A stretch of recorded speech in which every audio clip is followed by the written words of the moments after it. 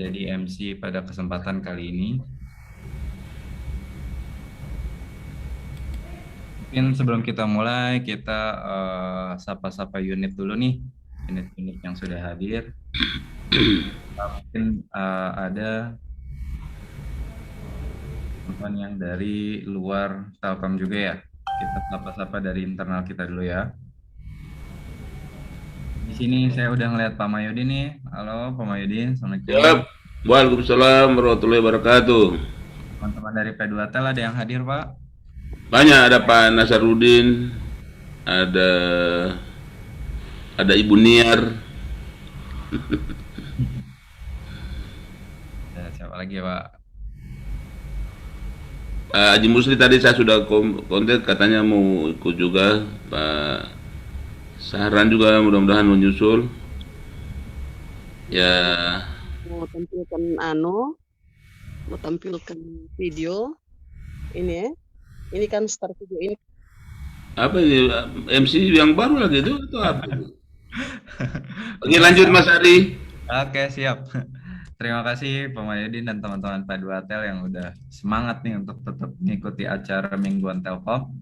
Alhamdulillah. Terus mungkin dari Kak Afiat, dari tim CC dan Koperasi ANP mungkin ada yang hadir, bisa disambut. Ada ya Kak Afiat ya. Oke, lanjut. Mungkin dari TA, teman-teman TA, mungkin dari HR-nya bisa mewakilkan atau Om Fajar boleh. Ada yang hadir Kak? Hilda, Om Fajar.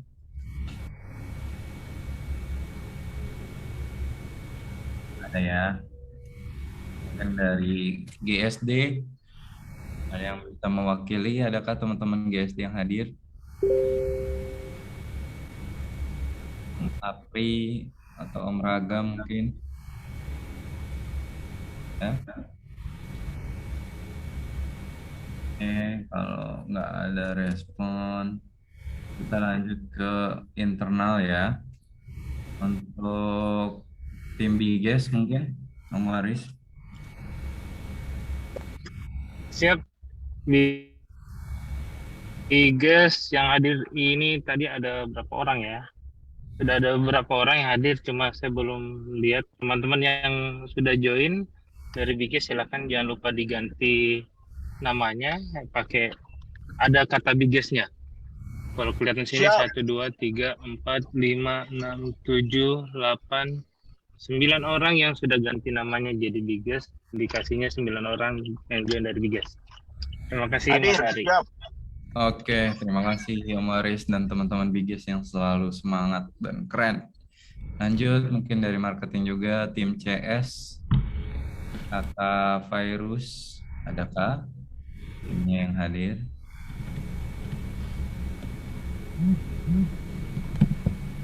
Atau teman-teman SF, ada yang hadir? SF, SPV? Hadir Mas. Oh, mantap Om Hendrik, thank you. Kita berlanjut ke bawah, mungkin dari teman-teman Akses, AOM, ASO yang hadir. Om hadir. Om. Oke, thank you. Mas Fendi hadir sama siapa nih? Sendiri aja? Ya, sendiri. Oh, aduh, diajak Masih lagi ya? masih OTP. Oke. Minggu depan diajak lagi ya teman-temannya ya. Ya. Ini untuk semua, nggak cuma untuk karyawan internal. Oh, ada lagi semuanya teman-teman yang sebelah udah ada yang join. Oke, sip. Lanjut, yang terakhir di unit support, ada Warum, ada saya sendiri, Om Aswar, terus juga untuk dari PCF dan logistik mungkin ada yang hadir, teman-teman PCF logistik. Ada Mas Aris, Assalamualaikum. Waalaikumsalam Pak Ansar. Waduh, gelap-gelapan nih. Oke, terima kasih mungkin untuk absennya cukup. Kita udah beranjak ke 27:09. Langsung aja, sebelum kita lanjut ke sambutan oleh GM Wito Sulteng, kita akan mendengarkan tilawah dari tilawah Quran dulu oleh Mas Rizal. Waktu dan tempat dipersilahkan. Bismillahirrahmanirrahim. Assalamualaikum warahmatullahi wabarakatuh. Waalaikumsalam warahmatullahi wabarakatuh. Bapak Ibu dan rekan-rekan yang diberkahi Allah Subhanahu wa taala, saya akan membacakan sepenggal surat dari Quran surah An-Nisa ayat 135. A'udzu billahi minasyaitonir rajim. Bismillahirrahmanirrahim. يا أيها الذين آمنوا كونوا قوامين بالقسط شهداء لله ولو على أنفسكم أو الوالدين والأقربين إياكن غنيا أو فقيرا فالله أولى بهما فلا تتبعوا الهوى أن تعديلوا وإن تلووا أو تعرضوا فإن الله كان بما تعملون خبيرا صدق الله العظيم. Sadaqallahul Adzim. Terima kasih Mas Fahrizal, rekan-rekan. Kita sudah dengarkan lantunan ayat suci yang dibawakan oleh Mas Rizal. Kita akan berlanjut ke sesi selanjutnya, yaitu sambutan oleh GM Witral Sultan, Pak Ikhwan Muhammadiyah. Pak Ikhwan Muhammadiyah, untuk waktu dan tempat dipersilakan Pak Ikhwan. Oke. Makasih. Assalamualaikum warahmatullahi wabarakatuh. Bapak Prof. Rusli yang saya hormati. Waalaikumsalam. Peserta Bindro di hari ini tanggal 23 September.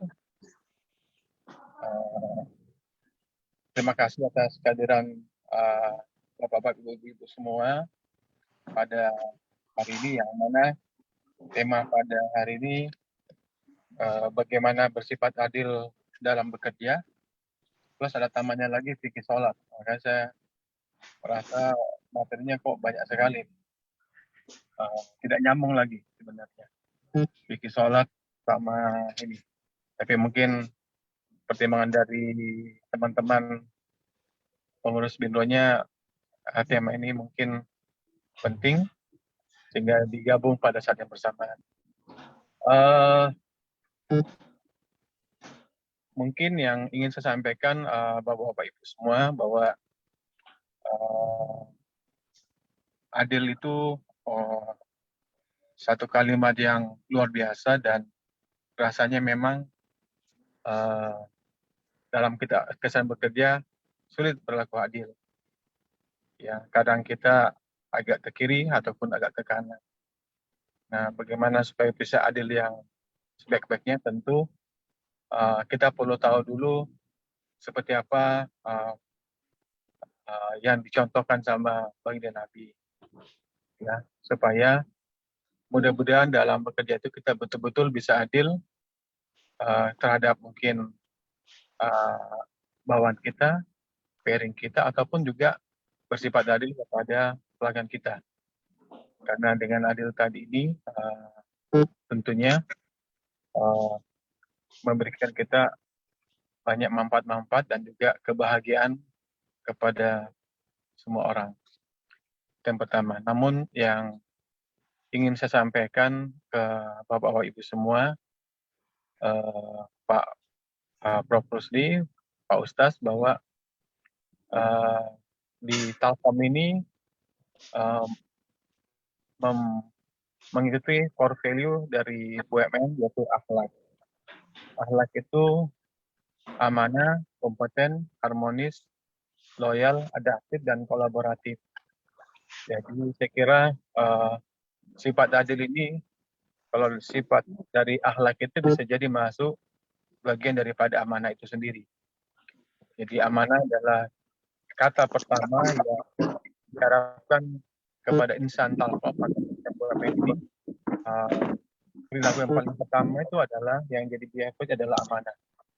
Kalau amanah sudah ada di dalam diri kita, rasanya ini bisa menjadi fondasi, jadi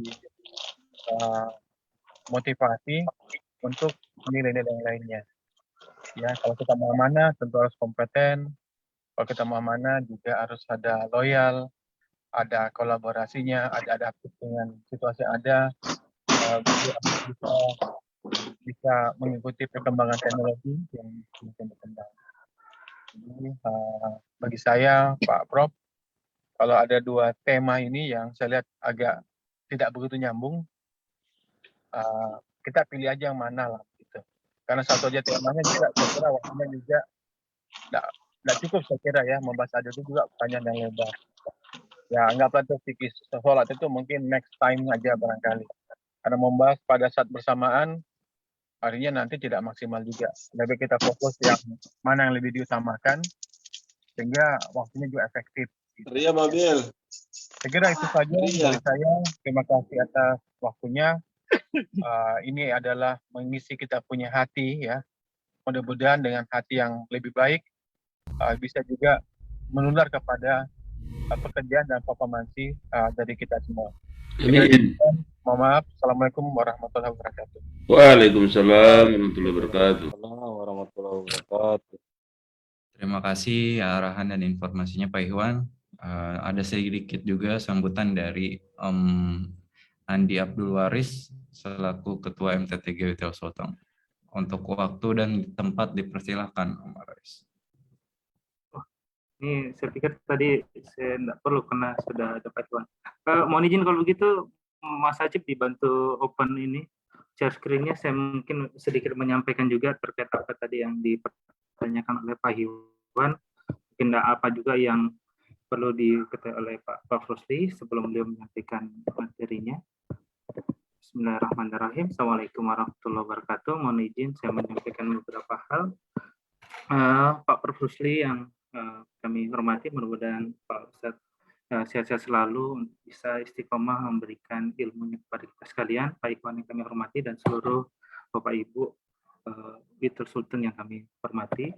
Dan ada juga tamu yang dari luar, selamat bergabung di acara kita. Seperti yang disampaikan tadi oleh Pak Ikhwan, bahwa dasar dari kita mengadakan kegiatan BINRO ini tidak lain adalah supervisi dari pusat melalui BUMN yang dengan mengangkat tema silabus pada tahun ini yaitu bekerja dengan akhlak, yaitu pembinaan karakter SDM, Telkom Group yang akan berbasis core values akhlak dengan pendekatan pada nilai spiritual, wawasan kebangsaan, leadership, dan profesionalisme. Jadi spiritual, wawasan kebangsaan, leadership, dan profesionalisme.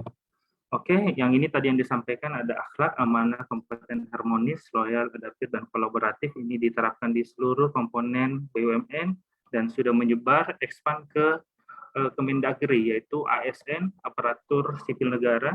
Saya pikir sudah menggunakan konsep akhlak ini juga. Dan pasti lebih awal, Islam kita sudah menerapkan yang namanya akhlak ini.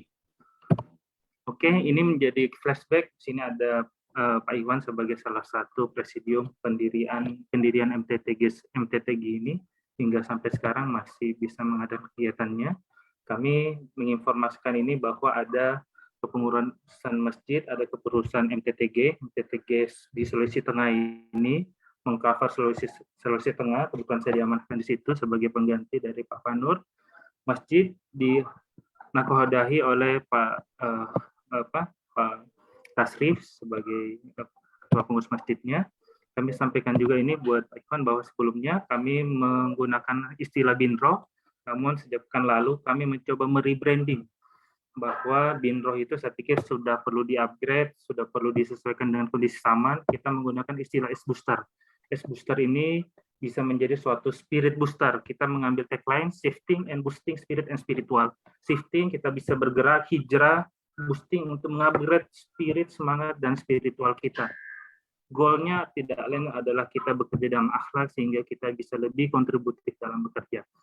Tahun sebelumnya juga dengan tema yang sama, pekan lalu kita mengangkat materi fikih juga karena harapannya bahwa materi-materi dari silabus mungkin sudah terkesan umum dan ternyata secara operasional di lapangan masih banyak teman-teman yang butuh informasi-informasi tentang fikih.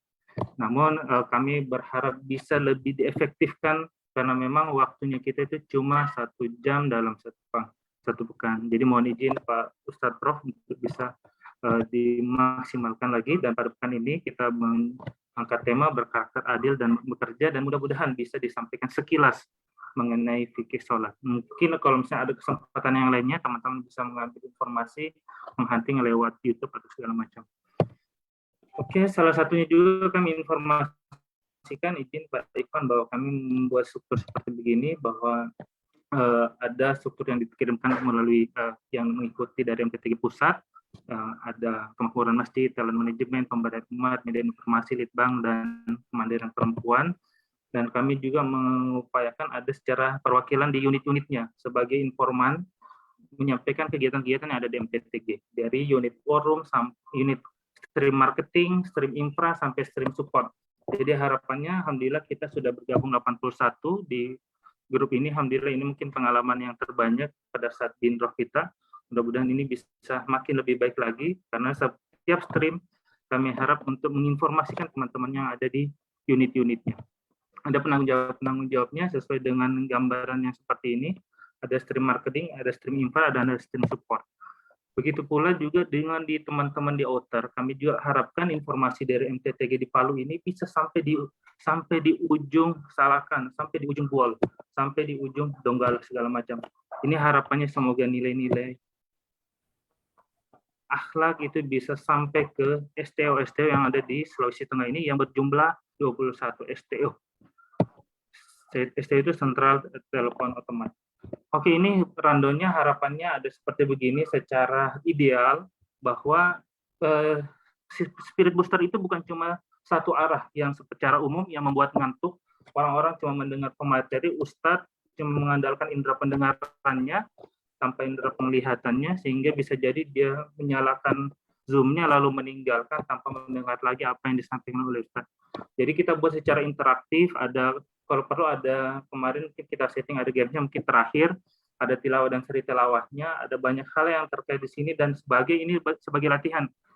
Ada latihan menjadi MC, menjadi public speaking, untuk tilawah kita cek gimana sih tilawahnya udah benar atau tidak, dan ini bagian daripada untuk melatih digital skill dari teman-teman, membuat flyer, terus membuat link Vicon segala macam. Bahkan mungkin insya Allah pekan depan dari Kak Aksan akan membuat pakai seperti di webinar yang pada umumnya yang lebih keren lah tampilannya insya Allah.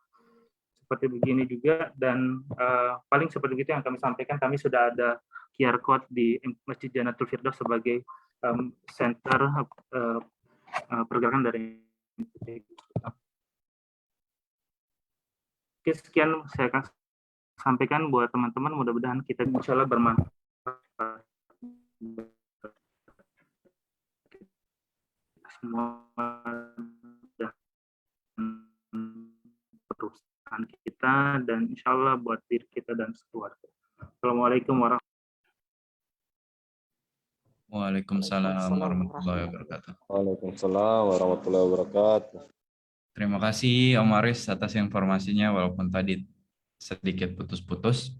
Oke, untuk semua agenda kita udah berjalan dengan baik. Kita lanjut ke agenda inti kita, yaitu pemaparan materi oleh Pak Ustadz. Untuk waktu dan tempat dipersilahkan Pak Ustadz. Ya, terima kasih. Langsung saja ya. Ya. Assalamualaikum warahmatullahi wabarakatuh. Waalaikumsalam warahmatullahi wabarakatuh. Alhamdulillah, salatu wassalamu ala rasulillah, Sayyidina Muhammad ibn Abdillah wa alihi wa sahbihi wa mawala, amma ba'd.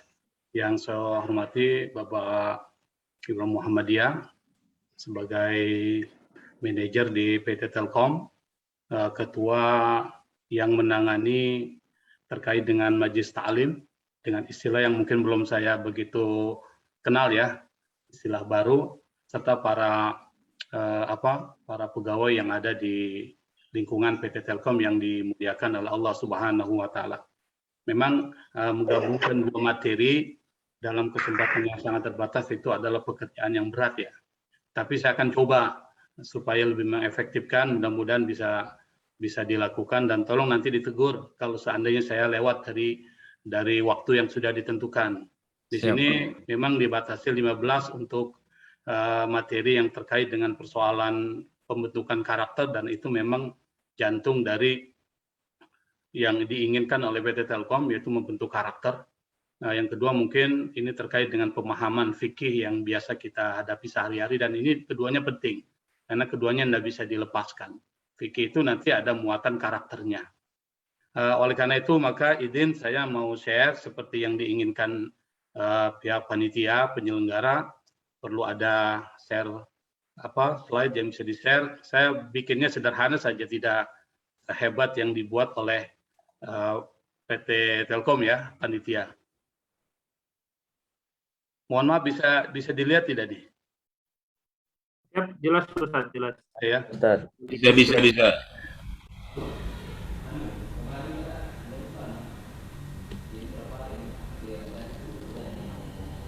Materi kita ini adalah temanya tentang yang menjadi kata kunci itu adalah kata adil, dan bagaimana adil ini nanti diterapkan dalam pekerjaan. Di dalam Al-Quran kalau kita lihat memang istilah adil itu lebih dikaitkan dengan persoalan kemasyarakatan, hubungan antara sama manusia, dan juga dikaitkan dengan persoalan dalam memutuskan persoalan-persoalan hukum. Itu biasanya kata kuncinya ke sana. Fokus adil itu diorientasikan kepada beberapa kasus-kasus tersebut. Nah, kalau kita lihat ajaran keadilan ini ajaran yang paling penting dalam agama Islam. Syariat yang paling penting dalam agama Islam, bahkan saking pentingnya persoalan keadilan ini, itu sampai disebutkan dalam jumlah yang sangat banyak. Dalam jumlah yang sangat banyak dan istilahnya berbeda. Di dalam Al-Quran itu ada 3 kalimat yang maknanya sama meskipun muatannya berbeda. Yang pertama adalah kata al-adl, yang kemudian muncul kata adil yang diserap dari bahasa Arab menjadi bahasa Indonesia. Yang kedua ada kata al-qist, itu juga artinya adil meskipun berbeda nanti maknanya, tapi muaranya sama. Yang ketiga kata al-mizan, wa aqimul wazna bil qist. Kata mizan juga artinya sama, seimbang. Nah, di dalam Al-Quran itu disebutkan banyak sekali jumlahnya. Adal itu disebutkan 28 kali, al-qist disebutkan 27 kali, al-mizan disebutkan 23 kali. Nah, kalau kita belajar ilmu Al-Quran, itu biasanya ketika kata yang disebutkan oleh Allah dalam Al-Quran dalam jumlah yang sangat besar, ini sampai jumlahnya sekitar lebih dari 70 kali, ini menandai bahwa persoalan ini adalah persoalan penting. Oleh karena itu maka ketika kita mendengar orang khutbah, itu biasanya pada khutbah kedua ada satu kalimat yang dikutip oleh khatib, dan itu sering kali dipakai oleh sebagian besar khatib, innallaha ya'muru bil adli wal ihsan. Itu sering kali dipakai.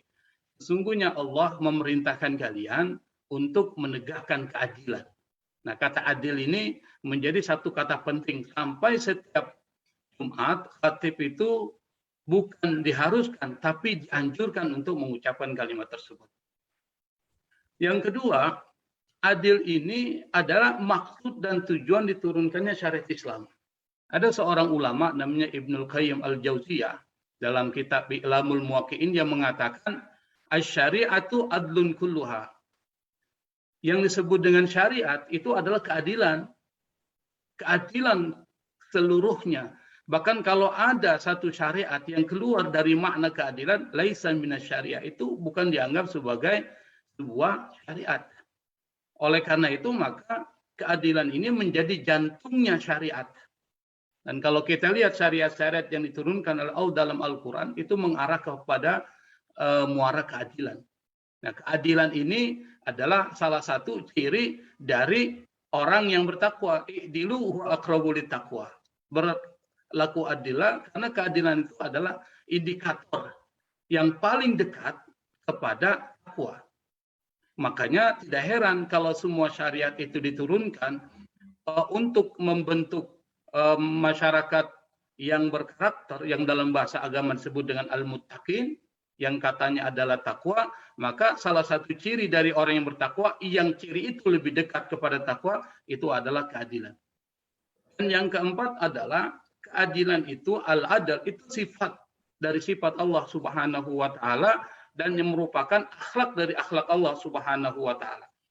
Maka kita diperintahkan oleh Nabi untuk meniru akhlak Allah. Takhallagu bi akhlakillah.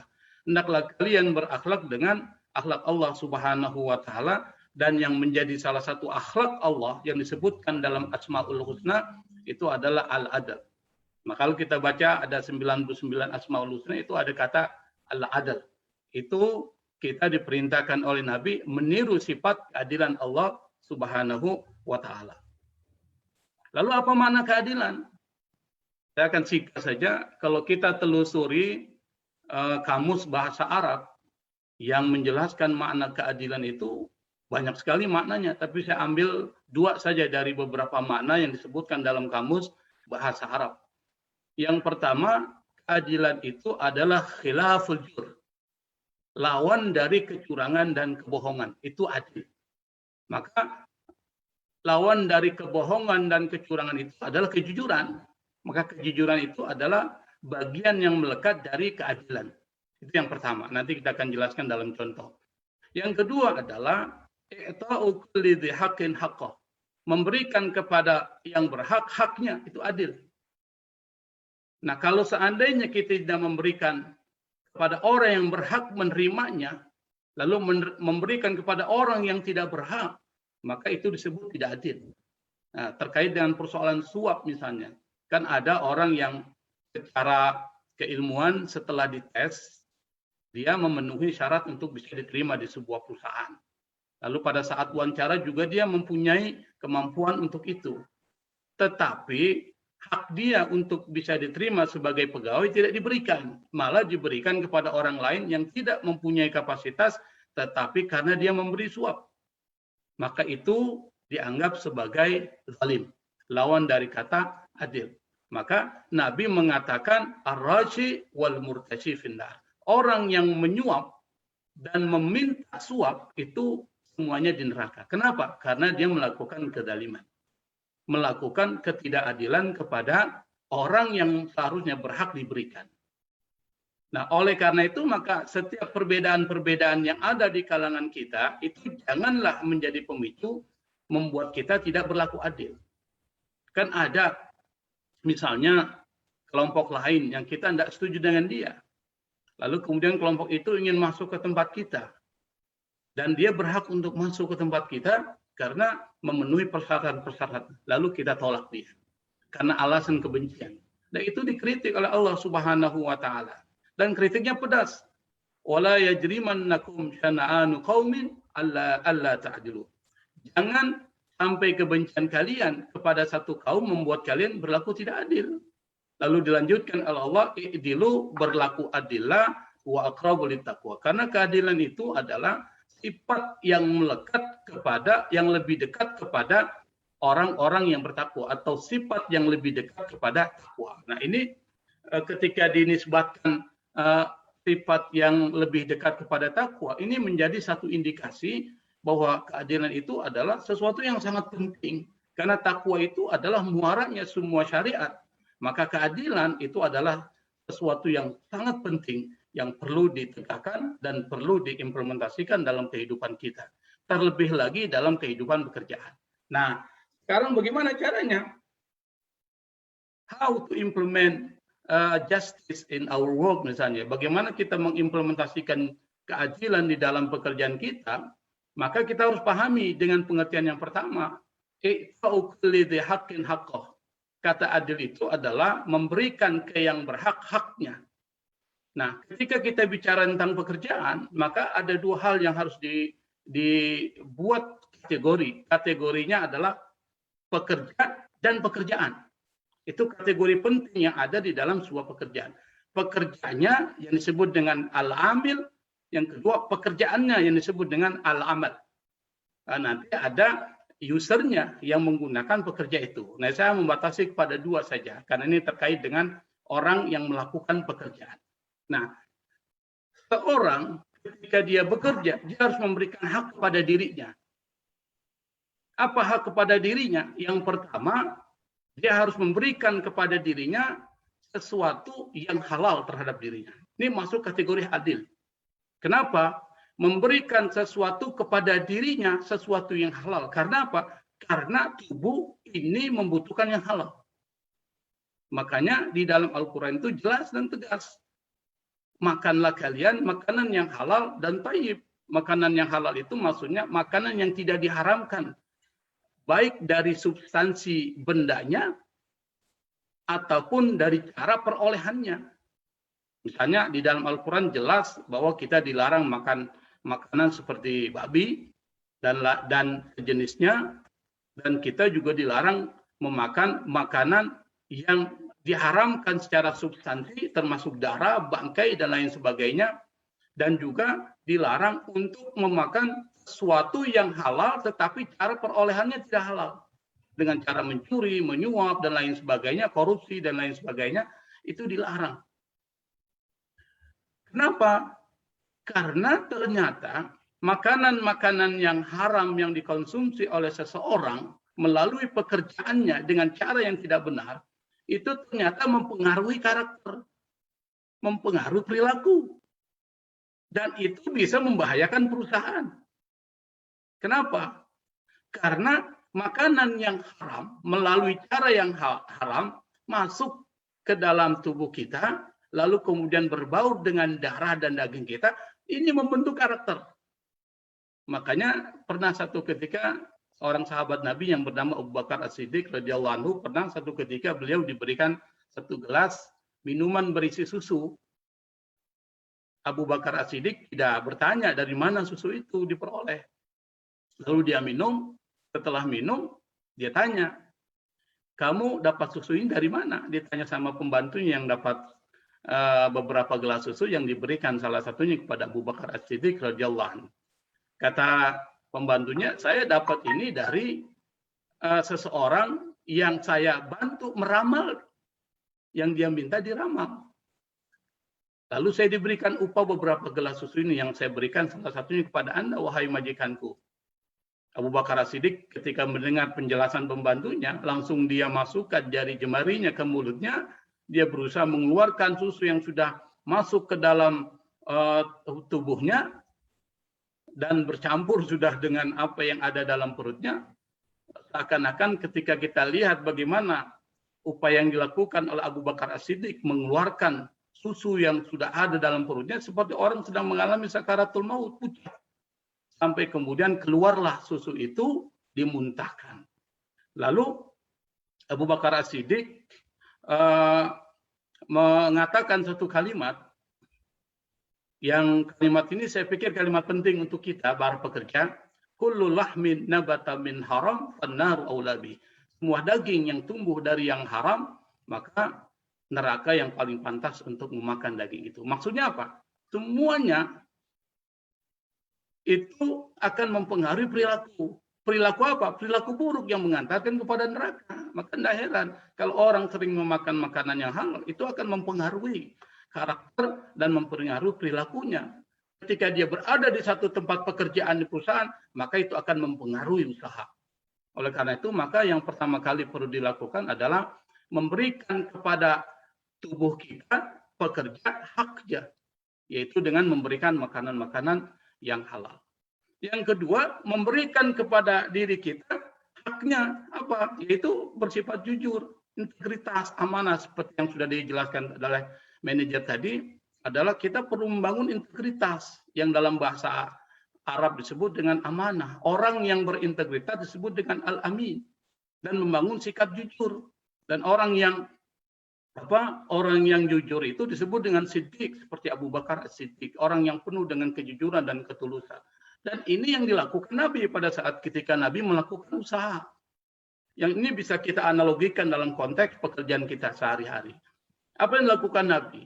Nabi itu kalau dagang tidak pernah bohong, transparan. Dia menjelaskan semua barang dagangannya dengan benar. Kalaupun ada cacat, disebutkan cacatnya itu. Bahwa ini cacat. Lalu Nabi mengatakan, saya mendapatkan barang ini harganya sekian.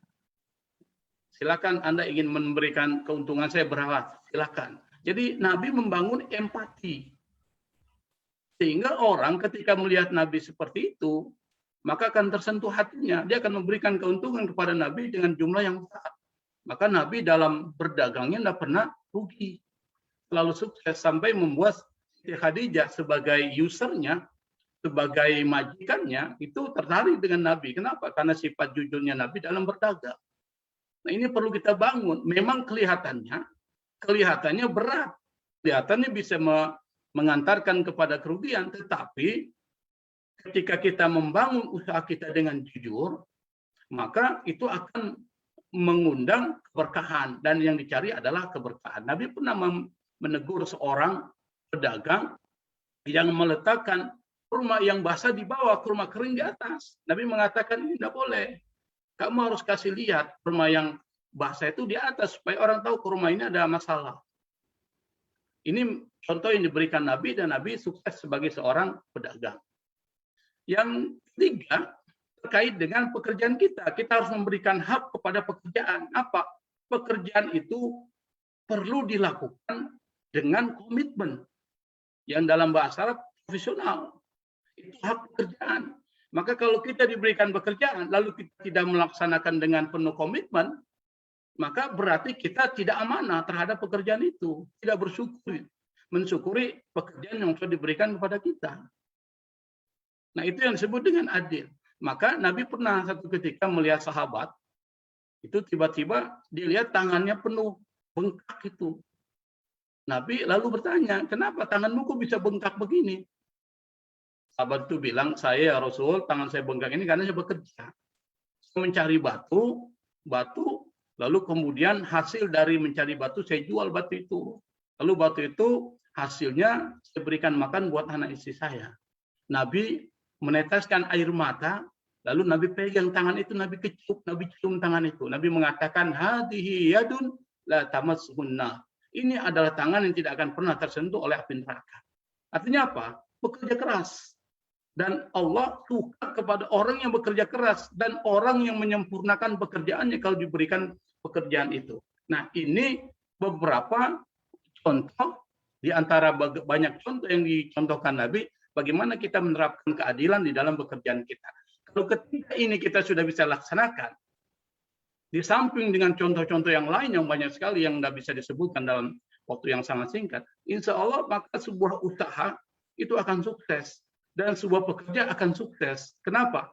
Karena memang yang menjadi prinsip kesuksesan dalam hidup ini dan juga dalam pekerjaan kita adalah keadilan. Yang keadilan itu mencakup halal dalam pencarian kita, jujur dan penuh integritas dalam pekerjaan kita, dan kerja keras, profesional dan penuh dengan komitmen di dalam pekerjaan kita. Nah, ini beberapa hal yang saya pikir penting untuk dipahami, karena waktunya memang sangat singkat. Saya coba ngebut lah untuk memberikan penjelasan sesingkat mungkin, dan kita langsung saja masuk kepada tema yang saya pikir juga penting untuk membangun keadilan dalam pekerjaan kita, yaitu soal spiritualitas.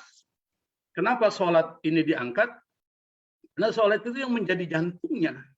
Kalau sholatnya bagus, maka semuanya menjadi bagus. Nabi mengatakan, idza soluhat sa'iru a'mali. Kalau seandainya sholatnya bagus, maka semua perbuatannya bagus.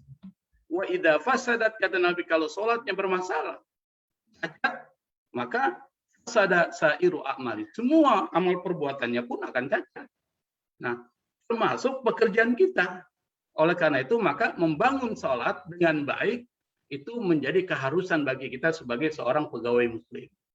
Kenapa? Karena sholat yang dilakukan dengan baik itu tanha anil fahsya wal munkar. Itu bisa mencegah perbuatan buruk, perbuatan munkar, perbuatan yang tidak senonoh dalam pekerjaan kita. Maka perlu membangun sholat yang baik. Bagaimana caranya? Sholat yang bagus itu adalah yang pertama, sholat yang dilakukan karena Allah, ikhlas. Nah, tidak perlu kita jelaskan. Yang kedua, sholat yang dilakukan sesuai dengan syariat yang dibawa oleh Nabi Muhammad SAW. Nah, Nabi membawa ajaran-ajaran sholat yang diberikan oleh Allah, tapi diinterpretasikan oleh para ulama berbeda-beda. Karena banyak hadis-hadis Nabi yang kadang-kala berbeda. Maka muncul yang disebut dengan madhab, aliran. Nah, di dalam dunia muslim, terutama dunia sunni, itu ada beberapa aliran. Yang pertama, aliran Hanafi, madhab Hanafi, ada madhab Maliki, madhab Syafi'i, dan madhab Hambali. 4 Yang ini penting untuk kita pahami. Yang nanti kita lihat kok ada orang sholatnya kok beda-beda ya. Nah, ini karena persoalan mazhab. Saya mungkin tidak akan bahas keseluruhan lah, tapi saya membahas sekilas saja yang dikaitkan dengan mazhab Syafi'i. Meskipun nanti kita akan coba bandingkan dengan mazhab-mazhab lain supaya kita bersikap toleran di dalam menyikapi perbedaan-perbedaan yang sering kita lihat dalam kehidupan kita. Yang pertama, ini waktunya sudah habis belum ya? Boleh 5 menit lagi Pak Ustadz. Oke, jadi saya mungkin tidak akan membahas keseluruhan karena waktu kita terbatas. Yang pertama yang perlu dipahami, di dalam sholat itu ada rukunnya, fondasi. Fondasi ini harus dibangun. Nah, fondasi sholat itu dalam mazhab Syafi'i, saya akan menggunakan mazhab Syafi'i saja, karena mazhab yang dominan di masyarakat kita, ada mazhab, meskipun ada mazhab lain ya, tapi mazhab Syafi'i yang paling dominan, itu ada 13 rukun. Mazhab Maliki mengatakan 14. Mazhab lain ada mengatakan 6. 11 dan lain sebagainya, tapi yang disepakati di antara semua mazhab ada 6. Tetapi mazhab Syafi'i itu merumuskan menjadi beberapa rukun yang saya mungkin tidak akan bahas keseluruhan. Nah, yang pertama yang menjadi rukun dalam proses sholat, insya Allah nanti pada kesempatan lain mungkin kita bisa teruskan, itu persoalan niat.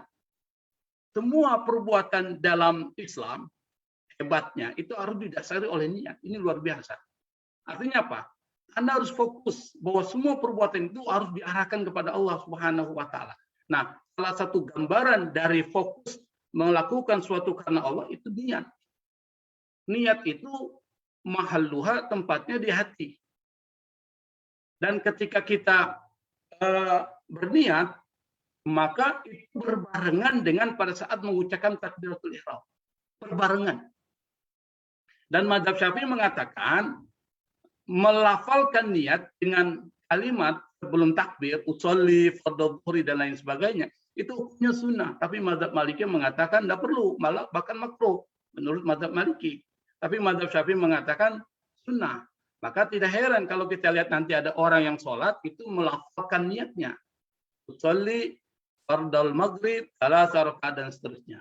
Itu namanya at-talaffuz bin niyyah, melafalkan niat. Mazhab Syafi'i mengatakan sunnah, mazhab Maliki mengatakan makruh. Jadi ada dua perbedaan yang sangat bertolak belakang.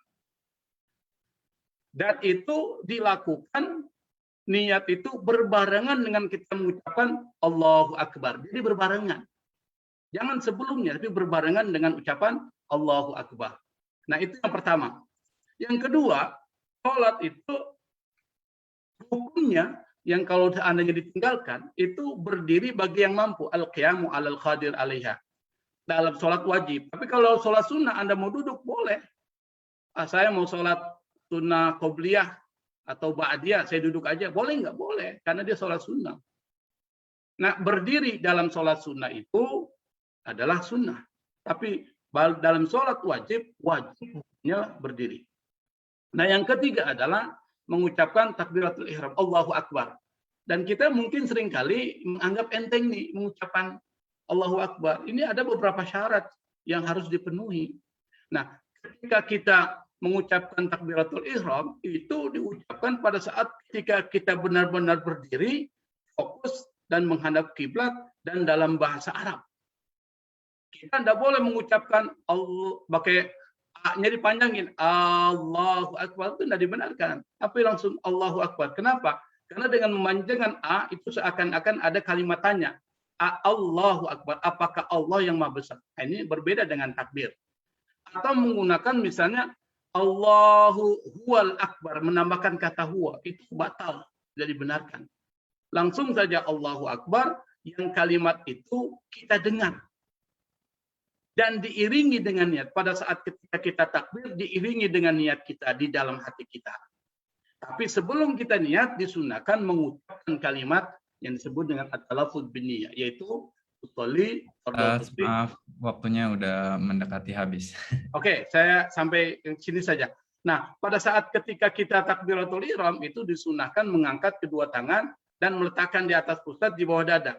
Jadi bukan di atas, bukan di pusat, tapi di atas pusat di bawah dada. Ini menurut mazhab Syafi'i. Tangan kiri di atas pusat, tangan kanan di atas tangan kiri, dibengkokkan sedikit, dimiringkan.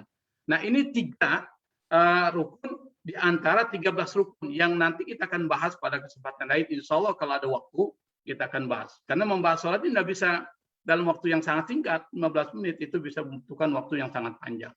Saya pikir karena waktu kita terbatas, saya akhiri sampai di sini. Mudah-mudahan dengan beberapa poin ini, insya Allah bisa kita elaborasi dalam tanya jawab. Wallahul musta'an. Assalamualaikum warahmatullahi wabarakatuh. Waalaikumsalam warahmatullahi wabarakatuh. Terima kasih Pak Ustadz atas penyampaiannya yang sungguh luar biasa, walaupun waktunya sangat singkat, tapi sangat padat dan sangat jelas. Walaupun memang sepertinya kita butuh sesi-sesi yang lebih dalam nih Pak Ustadz. Oke, kita berlanjut ke sesi selanjutnya, yaitu sesi tanya jawab, dan sekedar menginfokan untuk peserta yang hadir di acara S-Booster hari ini. Setelah diadakan sesi tanya jawab, kita akan ada quiz atau games. Jadi untuk yang tertarik dapat hadiah nih untuk beli nasi kuning lumayan. Saya kira umroh nih. Untuk beli nasi kuning, beli pulsa lumayan. Jadi nanti jangan langsung live setelah sesi tanya jawab. Oke, sesi tanya jawab dibuka untuk partisipan yang ingin bertanya kepada Pak Ustadz Rusli terkait materi hari ini maupun topik di luar yang mungkin bersinggungan dengan materi hari ini, dipersilahkan.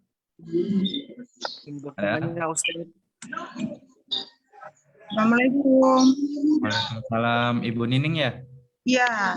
Oke, silakan Ibu. Yang lain saya mute dulu ya sebentar. Silakan Ibu. Ya, ini apa ya, tentang keluarga. Ceritanya saya kan punya 5 orang anak. Ini masalah adil juga sih. Dan saya punya 5 orang anak. Tapi ada yang kecil itu yang terakhir yang 5 tahun.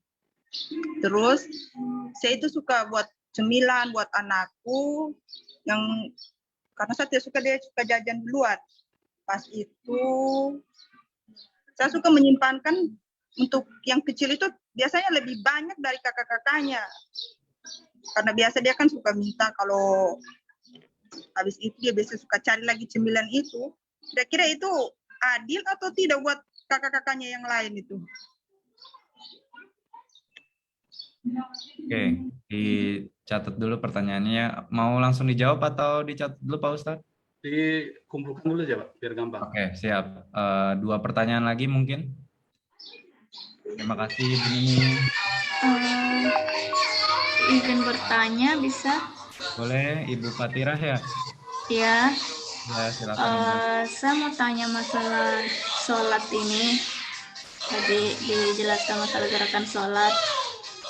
Kebetulan saya punya anak yang paling bungsu itu umur 2 tahun.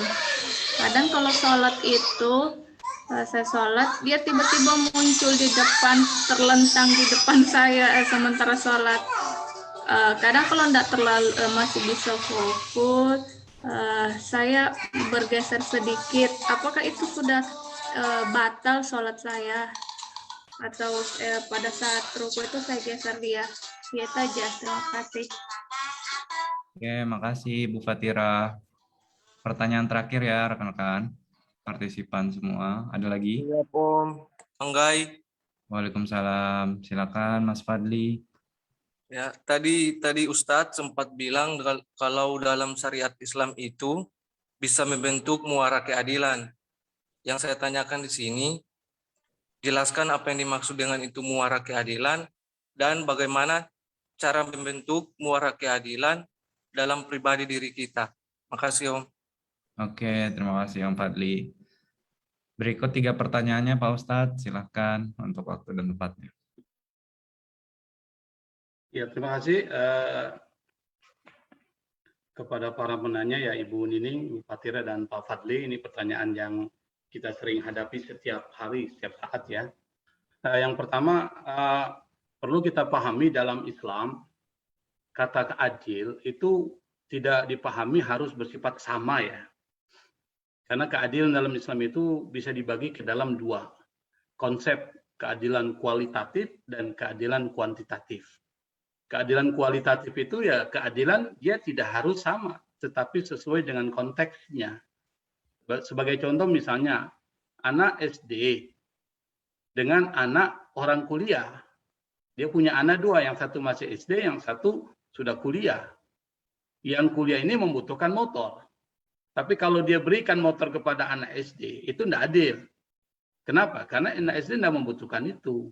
Tetapi yang kuliah membutuhkan motor. Maka memberikan motor kepada yang kuliah tentu dengan pembiayaan yang besar, dan memberikan mainan kepada anak SD yang tentu jumlah pembiayanya tidak begitu besar, itu dianggap adil. Kenapa? Sesuai dengan orangnya. Maka kata adil itu adalah memberikan hak kepada yang berhak itu. Itu yang pertama. Nah, keadilan yang kedua, keadilan kuantitatif. Dia harus sama misalnya. Dia berprestasi, dua-duanya sama. Ini sama. Dia harus diberikan haknya yang sama tanpa membeda-bedakan. Maka istilah keadilan itu adalah tidak diskriminatif, diberikan secara sama. Tergantung konteksnya juga, samanya seperti apa. Nah, sama kalau seandainya misalnya kita memberikan kepada anak, itu kita lihat konteksnya. Kalau memang itu anak kecil dan dia membutuhkan pembiayaan yang besar, maka dia bisa diberikan. Kalau seandainya dia besar, tapi tidak membutuhkan pembiayaan yang besar, itu tidak perlu diberikan. Jadi sesuai dengan konteks dan kebutuhan. Itu sudah dianggap adil itu. Karena memberikan sesuatu hak orang tersebut sesuai dengan apa yang dia butuhkan. Nah, kalau memberikan sesuatu yang dia tidak butuhkan, itu malah tidak adil. Makanya keadilan, kita tanya saja sama diri kita, kira-kira adil nggak ya saya memberikan A, B? Kalau hati kita mengatakan adil, itu sudahlah keadilan. Maka dalam Islam itu, hati nurani itu menjadi sumber pengetahuan. Selain wahyu, akal, pengalaman, juga hati nurani. Istabti qalbak. Nabi pernah mengatakan, istabti qalbak. Tanya kepada hati nuranimu. Kira-kira bagus enggak? Karena biasanya hati yang bersih, itu tidak akan mengatakan sesuatu yang tidak bersih. Hati yang bersih itu akan bisa menerima kebenaran. Tapi kalau hatinya bermasalah, sulit untuk menerima kebenaran. Maka tanya ke hati nuranimu yang paling dalam, kira-kira adil atau tidak. Kita tidak perlu mencari dalil yang bersifat wahyu, karena hati nurani bisa memberikan itu kalau itu terkait dengan apa yang kita hadapi sehari-hari. Misalnya saya beri contoh, dengan akal pun bisa. Mencuri, menurut akal kita itu buruk. Tidak perlu kita cari mana dalilnya bahwa mencuri itu buruk. Tidak perlu kita cari dalil dalam Al-Quran. Kenapa? Karena menurut logika orang sehat, mencuri itu buruk. Kecuali logikanya memang bermasalah. Akid. Maka dia mengatakan mencuri itu adalah baik. Karena logikanya bermasalah. Jadi intinya ke situ. Tergantung nanti dari Ibu Nining. Dengan dilihat saja kira-kira konteksnya seperti apa. Maka kita tinggal tanya sama hati nurani kita. Kira-kira pas nih kalau saya memberikan si A begini, si B begini. Nanti bisa dianalogikan dalam konteks yang lebih luas. Nah, untuk Ibu Fatira terkait dengan sholat, di dalam mazhab fikih memang ada perbedaan pendapat, Bu. Kalau dalam mazhab Syafi'i, saya jelaskan mazhab Syafi'i saja, bahwa ketika kita bergerak, tidak boleh melebihi dari 3 kali gerakan. 3 kali gerakan. Misalnya kita gatel misalnya di muka kita ya, ini nanti baru kita masuk ke persoalan anak yang terkait yang dicontohkan kasusnya oleh Ibu Fatira. Saya memberikan contoh misalnya kita gatel di muka kita. Kalau kita tidak garuk itu gatelnya tidak hilang. Kan kalau garuk tidak mungkin, garuknya cuma sekali atau 3 kali. Itu pasti harus berkali-kali. Maka cara menggaruk supaya kita tidak batal sholat menurut mazhab Syafi'i, mazhab yang dominan di masyarakat Indonesia, itu tinggal meletakkan anggota tubuh kita, nanti jarinya yang bergerak bisa ratusan kali juga boleh. Sebagai contoh misalnya begini, kira-kira bisa dilihat nggak saya deh, muka saya ini. Nah, saya letakkan tangan saya ini, lalu yang bergerak 1 jari saja ini, sampai berkali-kali boleh. Tapi kalau bergeraknya begini, lebih dari 3 kali, maka itu membatalkan sholat. Nah, ada mazhab lain mengatakan tidak ada masalah, lebih dari 3 kali.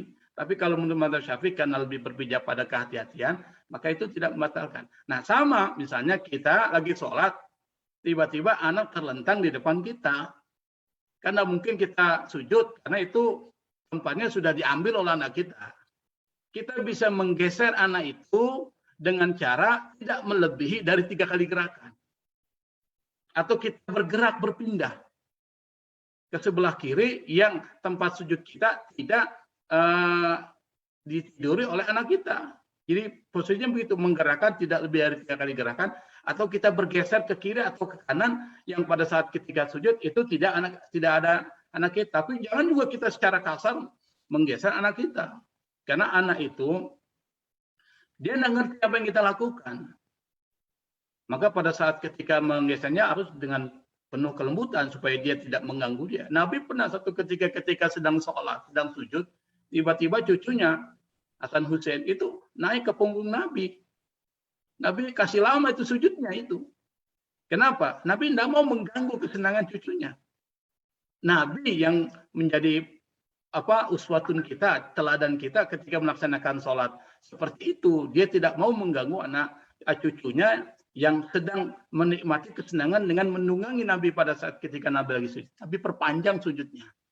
Sampai selesai, anak itu turun dari Nabi, lalu Nabi baru angkat. Nah, kita bisa menganalogikan itu. Jangan juga kita mengganggu kesenangan anak kita, kita bisa bergeser sedikit. Mencari tempat yang lebih luas, tapi dengan syarat, jangan melebihi 3 kali gerakan dalam mazhab Syafi'i. Bisa dipahami Ibu Fatira ya? Nah, untuk yang Pak Fadli yang terakhir, saya mengatakan bahwa muara semua syariat kita itu takwa, muaranya. Salat, zakat, haji, semua ibadah-ibadah yang disyariatkan oleh Allah Subhanahu wa taala itu adalah takwa. Dan sifat yang paling dekat dengan takwa itu adil. Dulu wa aqrabu lit taqwa itu ayat itu, maka bersikap adil dimanapun, dalam konteks apapun, dalam kondisi apapun. Kenapa? Karena keadilan itu paling dekat dengan takwa. Dan kalau orang takwa pasti surga, pasti sukses. Karena takwa itu kumpulan karakter bagus.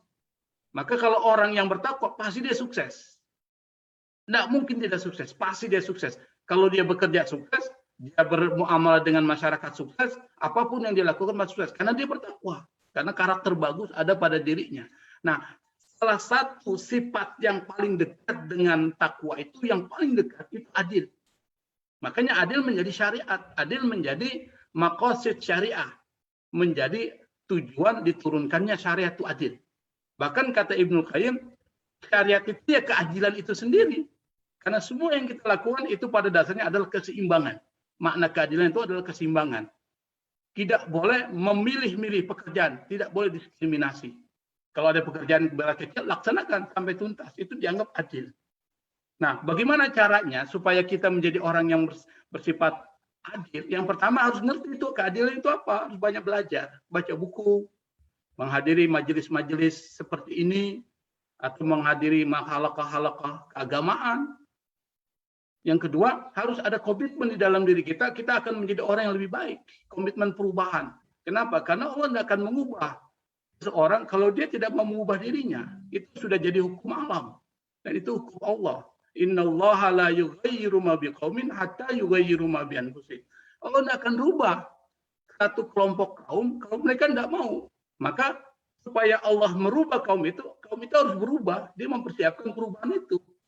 Kalau misalnya kita ingin kaum ini berubah dan kita tahu karakter itu menjadi jantung perubahan, kita harus bentuk bagaimana membangun karakter itu.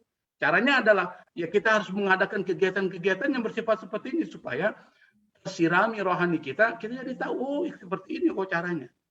Nah, oleh karena itu maka yang pertama ketahui itu adil, lalu kemudian tekadkan bahwa kita akan menjadi orang lebih baik, maka kita terapkan keadilan dalam diri kita dan selalu belajar dan belajar, jangan pernah menyerah dan istiqomah. Ketika kita sudah bisa menerapkan melalui pengetahuan yang kita peroleh, kita harus istiqomah, komitmen, menjalankan terus-menerus, dan ini harus menjadi habit, menjadi kebiasaan. Kalau sudah jadi kebiasaan, wah itu sudah luar biasa itu. Kenapa? Orang kalau biasa merokok, tidak merokok, asam nih mulutnya. Karena sudah biasa. Bahkan ketika dokter melarang dia merokok, dia tidak merokok. Tiba-tiba tangannya diangkat seperti orang merokok. Karena sudah jadi kebiasaan, sudah habit. Nah, yang perlu dibangun adalah membiasakan yang baik menjadi kebiasaan. Membiasakan keadilan sehingga menjadi kebiasaan kita. Menjadi orang yang adil, dan ketika kita sudah seperti itu, maka kita sudah meniru sifat dan akhlak Allah, yaitu al-adl. Nah, saya pikir itu cara-caranya, Pak. Memang ini berat, tapi kita harus latih step by step. Mudah-mudahan kita bisa sampai kepada peringkat seperti itu, minimal mendekati keadilan. Saya pikir itu, Pak, jawaban dari saya terhadap 3 penanya itu. Terima kasih. Terima kasih Pak Ustadz atas jawaban-jawabannya. Semoga jawabannya bisa memuaskan teman-teman yang bertanya dan juga bisa diambil nilai-nilai positifnya. Mungkin ini udah penghujung acara Pak Ustadz. Mungkin kegiatan Binro hari ini kita cukupkan sampai di sini. Mungkin kita bisa dipimpin berdoa dulu Pak Ustadz sebelum kita tutup. Oke, untuk lebih berkahnya kegiatan kita dan supaya kita diberikan perlindungan oleh Allah, dijauhkan dari mara bahaya termasuk penyakit-penyakit yang sekarang ini memang berada di sekitar kita, kita membaca Al-Fatihah. Al-Fatihah ala hadiniyah wa ala kulli niyatin salihah wa ila hadrat Nabi Mustafa Rasulullah Muhammad sallallahu alaihi wasallam. Al-Fatihah. Bismillahirrahmanirrahim. Maliki yaumiddin. Bismillahirrahmanirrahim. Alhamdulillah rabbil alamin. Allahumma salli ala sayyidina Muhammad wa ala ali sayyidina Muhammad.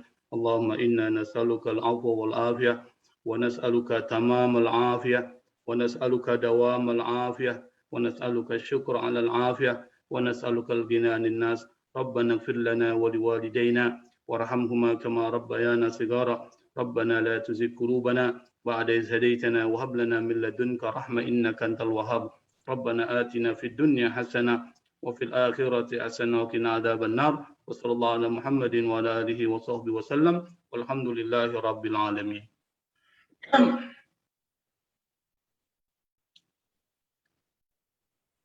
Baik, terima kasih Pak Ustadz atas doanya. Seluruh partisipan, sebelum kita tutup, mungkin kita foto bersama dulu ya. Nanti setelah foto bersama kita akan juga ada sesi games nanti yang akan dipimpin oleh Mbak Tata. Kita foto bersama dulu. Om Waris ada posenya kah? Atau nggak ada nih posenya nih untuk Terserah eksklusif? MC-nya aja. Terserah. Ya? Oke, untuk sesi foto kali ini mungkin kita kasih senyum terbaik aja ya, biar kelihatan nih muka-muka habis disiram rohaninya. Kasih senyum terbaiknya. Kalau pakai masker boleh dibuka sebentar biar kelihatan senyumnya. Kalau yang lagi di tempat rame nggak usah. Standby, 3, 2, 1. Masih ada 3 slide lagi nih. Alhamdulillah hari ini pesertanya kita rame banget. Semoga ini bisa memberi nilai-nilai di kehidupan teman-teman masing-masing. Oke, untuk fotonya udah. Terima kasih semuanya. Acara hari ini alhamdulillah lancar. Mungkin sekian acara Binro hari ini. Kita akan lanjut ke sesi games. Kayaknya untuk sesi games ini Pak Ustadz exclude ya, karena auto win. Ya. Kalau gitu saya izin live boleh Pak ya? Saya ada ya, terima kasih Pak Iwan, terima kasih semuanya. Pak Rusli dan Pak Waris. Assalamualaikum. Waalaikumsalam. Ya. Terima kasih Pak Ustadz. Gamenya, Mas Ari, gamenya nggak usah diikutkan panitia lah. Yang luar-luar saja, yang pensiunan sama mitra. Oke, nanti kita atur untuk pemenangnya. Tapi kalau mau ikut aja dulu. Oke, Mbak Tata, silahkan dimainkan. Kak, mohon izin. Langsung di-share screen aja ya. Oke, partisipan semua, silahkan dibuka browsernya. Masuk ke Quizizz. QUIZIZZ. Nanti tinggal masukkan kodenya 245231. 245231. Ayo. Durasi kuisnya ya 5 menit lah ya. Ini udah pada pinter-pinter kan tadi udah pada dengerin ceramahnya. Yuk. Silakan bergabung Quizizz-nya. Soalnya belum pernah bocor, ini masih hangat nih, baru dibuat Mbak Tata. Bocor kemana-mana, jadi panitia pun boleh join. Cuma kalau Om Waris kayaknya Jangan nih Om Aris auto win sama Kak Acep nih, jangan. Yo, silakan partisipan untuk join di Untuk total hadiah ada 50.000 untuk 3 pemenang. Per pemenangnya 50.000. Jadi 3 teratas. Kita akan ambil 3 teratas dari kuisis fun ini. Di sini yang udah join 22 peserta dari 84 peserta yang masih standby. Kita tunggu sampai sekitar 50% yang join, akan segera kita mulai karena waktunya udah pukul 9:10 nih. Kita akan mulai di sekitar 50-an peserta atau di 9:12.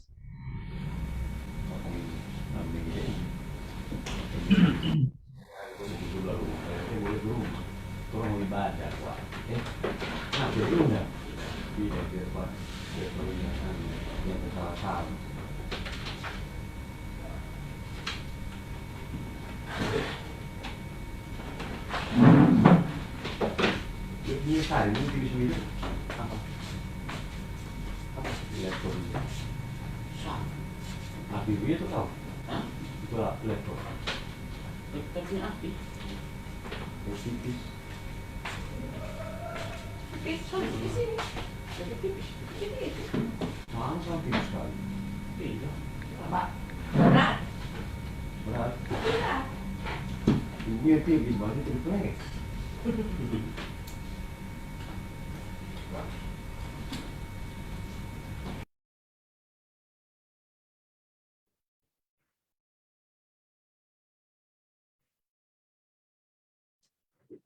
Udah ada 37 peserta yang join.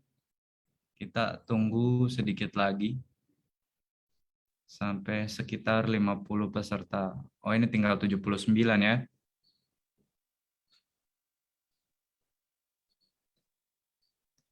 Puluh peserta, oke, udah setengahnya join. Kita tunggu berapa menit lagi ya? 1 menit lagi nih. Kalau 9:13 belum join juga, mohon maaf, kita tinggal.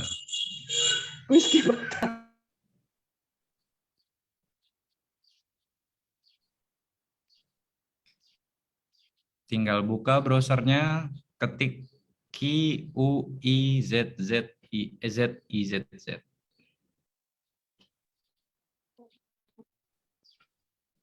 Ayo, sebentar lagi 9:13 kita mulai.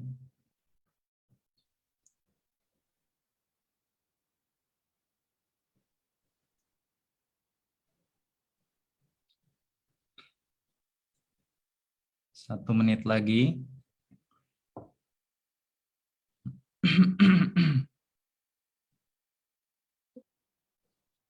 Oke, waktu udah menunjukkan pukul 9:13. Mbak Tata, boleh dimulai aja. Siap-siap ya semuanya, standby. Kuis akan segera dimulai.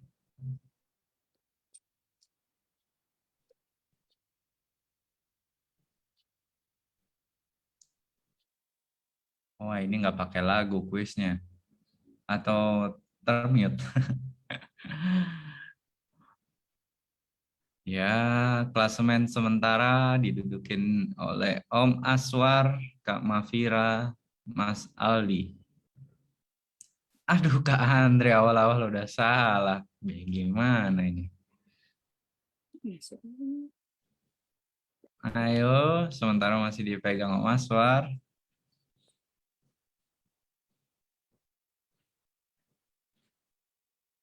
Sabar aja jawabnya, yang penting benar. Ayo, sabar, yang penting benar. Kalem. Kakak Andre, sabar Kakak Andre. Ayo Pak Mayudin, lumayan nih buat beli makan siang nanti, beli KFC. KFC super besar, ayam 2. Ayo teman-teman.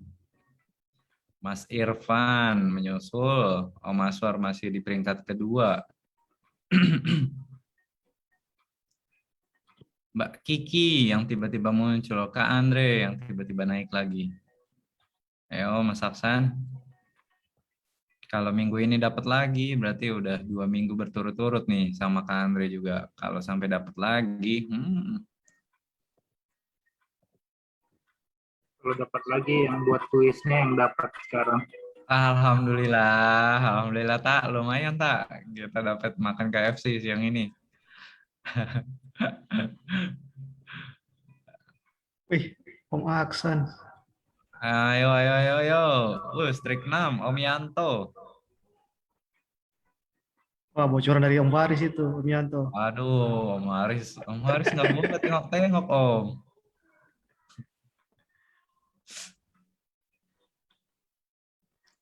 Mantap, Iya. Om Andre.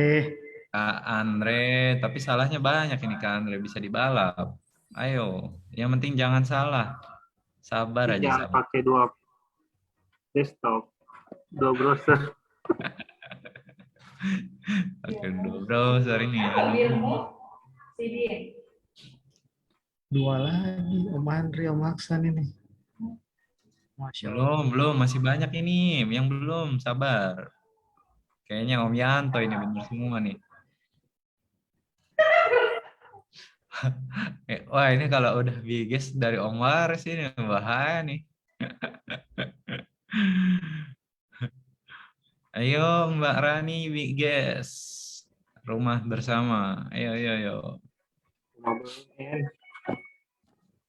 Iya, Mas Fikri udah selesai. Skornya 6.400. Ini Om Yanto sama Mbak Rani nih kayaknya yang bisa naik lagi nih. Ayo Kafiat. Salah berapa itu? Salah 4, 3. Yuk, Mas Yanto diselesain.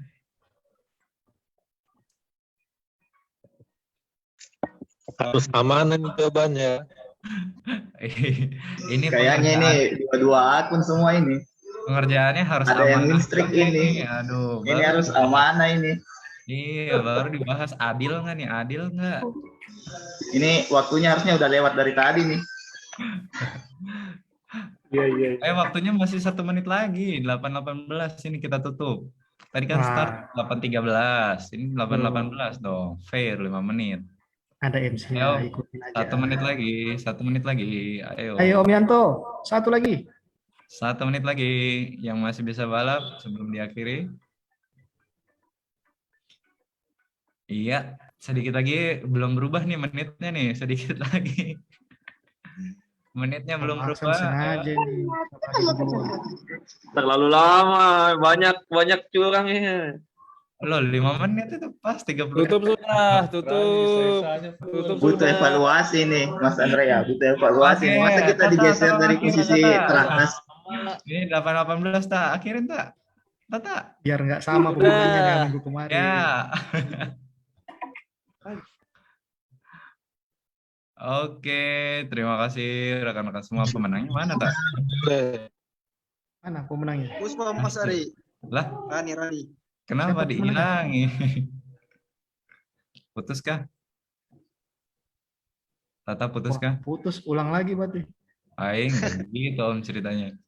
Oke, tadi ada terlihat ya sekilas siapa yang menang. Ada Nanda, ada Mbak Rani, ada Om Yanto. Jadi selamat buat 3 pemenang tadi. Semoga minggu depan menang lagi, biar hostnya minggu depan yang dapat uangnya. Sama. Oke, selamat semuanya untuk pemenang di minggu ini.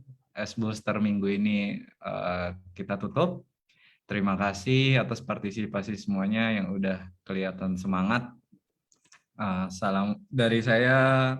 Mohon maaf jika ada salah. Saya MC yang masih newbie. Sekian dari saya dan teman-teman support. Wassalamualaikum warahmatullahi wabarakatuh dan semangat pagi. Waalaikumsalam warahmatullahi wabarakatuh. Pagi. Pagi.